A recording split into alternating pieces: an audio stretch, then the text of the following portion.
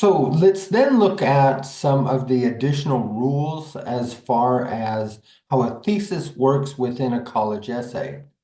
The first one we're going to look at is that a thesis should be able to stand on its own. What that means is we should be able to take the thesis out of the essay and it still makes complete sense. Still has those three parts. The three parts don't need any clarification from the introduction. That thesis can just stand on its own and make sense. So let's look at this one. It is not just an environmental imperative, but also an economic opportunity that can foster innovation and sustainable development. Now, this thesis cannot stand on its own because of that pronoun it. Because we have it in there, we don't know what it means. This is something that was probably brought up in a previous sentence, but we can see that this thesis, now when taken out of the essay, out of that introduction, it can no longer stand on its own. So the way we fix it is we define what it means. Okay, let's look at this one then. Transitioning to renewable energy is not just an environmental imperative. Okay, so now we've defined what it was.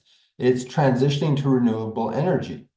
Okay, so we need to make sure that we're stating everything in the thesis so that it makes sense, so that it doesn't rely on something that's come before. The second rule is the thesis should be placed at the end of the introduction. Okay, so we want to make sure that we're conscious about where that thesis is and the placement of that thesis. We want it at the end of the introduction because it's going to then give that first claim, that major claim of what the essay is about. So because it is the first major claim, we just want to state it before we actually get into the evidence.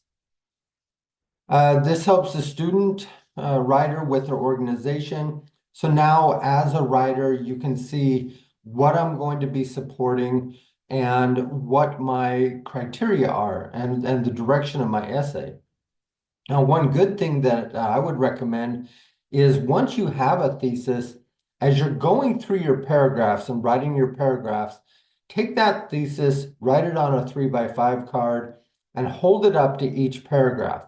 That will make sure that you're maintaining that direction that you're promising and you're sticking with that major claim and providing evidence for only that claim and nothing outside of it. This also helps the reader understand the argument because the reader knows what you're going to argue and the points you're going to talk about. So it prepares them for the essay and the argument that you're giving.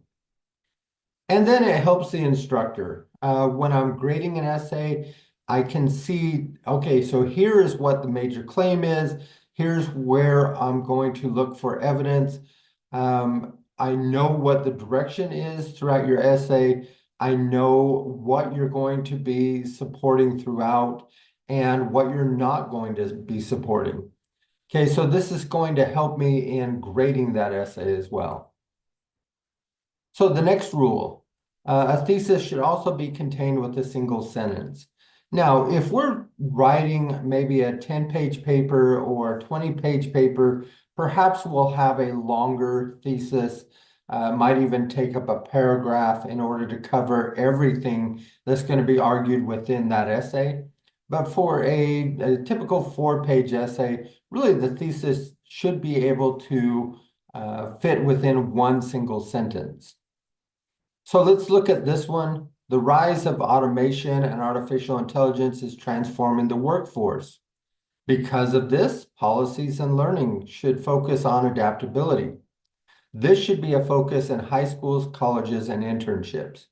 So we're seeing the three parts. We're seeing our topic, our opinion, and our criteria, but we're spreading this over 3 sentences. So if we're looking at a thesis at the end of the introduction, we have to now determine where does it actually start? How many sentences do I go back? So it can become confusing. This is also wordy. We want to be more concise in our writing. So there's definitely a way that we can combine these into one sentence. For example, the rise of automation and artificial intelligence is transforming the workforce, necessitating policies and education systems that prioritize adaptability and lifelong learning, especially in high schools, colleges, and workforce internships. Okay, so you can see how I just combined all these into one sentence.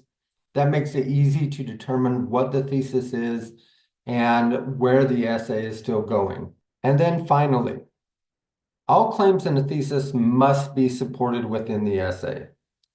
Okay, so what this means is that uh, anything that is stated in the thesis must then be supported. So we look at a thesis like this.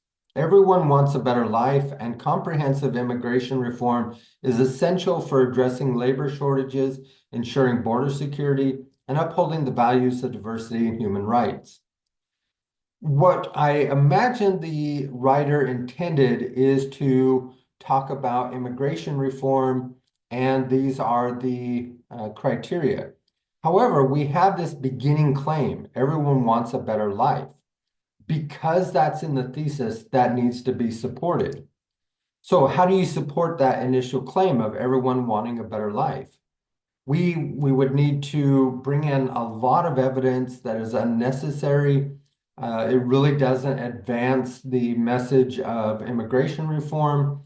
We're not seeing attention paid to where we're arguing in the essay. This is just a kind of a flippant statement that we didn't mean to put in the essay or put in the thesis.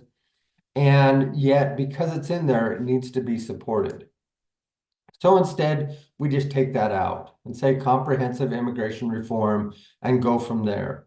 Okay, so you need to read over your thesis very carefully to make sure that you don't have any claims in there that you don't want to address.